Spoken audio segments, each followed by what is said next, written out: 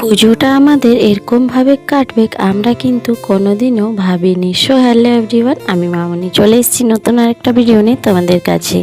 আজকে যেহেতু পুজো, আজকে কিন্তু প্রচুর কাজ আছে।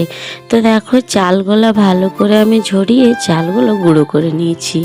আর এদিকে উনুনটাও ধরালাম, এদিকে সব কিন্তু পুজোর জোগাড়টা আমি করতে শুরু করে দিয়েছি। এখন বাজে ওই 3টার মতন। সকাল থেকে সেরকমভাবে কিছু ভিডিও করতে পারিনি, প্রচুর কাজের চাপ ছিল সেই কারণে।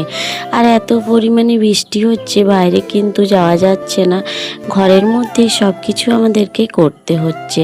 আর কয়েকদিন ধরে আমি ভিডিও দিতে পারিনি, তার একটাই কারণ, যেহেতু পুজো এখানে তো বক্স বাজছে, তো আমি যদি ভয়েস ওভার করি তাহলে কিন্তু বক্সের গানগুলো সব কিন্তু আমার এই মোবাইলের মধ্যে আওয়াজ আসছে।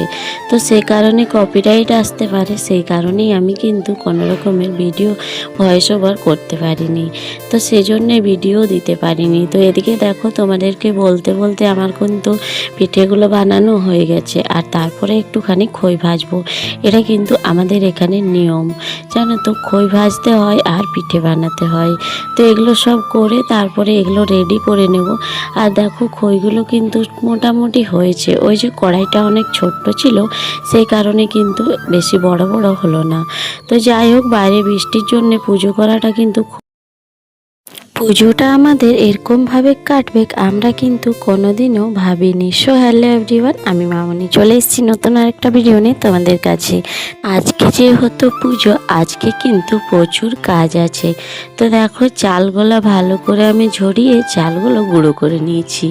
আর এদিকে উনুনটাও ধরালাম, এদিকে সব কিন্তু পুজোর জোগাড়টা আমি করতে শুরু করে দিয়েছি। এখন বাজে ওই 3টার মতন। সকাল থেকে সেরকমভাবে কিছু ভিডিও করতে পারিনি, প্রচুর কাজের চাপ ছিল সেই কারণে।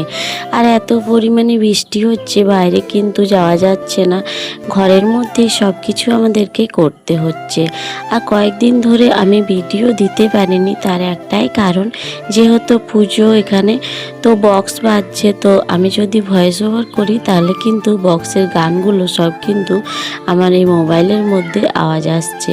তো সে কারণে কপিরাইট আসতে পারে, সেই কারণেই আমি কিন্তু কোনো রকমের ভিডিও ভয়েস ওভার করতে পারিনি, তো সেজন্যে ভিডিও দিতে পারিনি। তো এদিকে দেখো, তোমাদেরকে বলতে বলতে আমার কিন্তু পিঠেগুলো বানানো হয়ে গেছে। আর তারপরে একটুখানি খই ভাজবো, এটা কিন্তু আমাদের এখানে নিয়ম, জানো তো, খই ভাজতে হয় আর পিঠে বানাতে হয়। তো এগুলো সব করে তারপরে এগুলো রেডি করে নেব।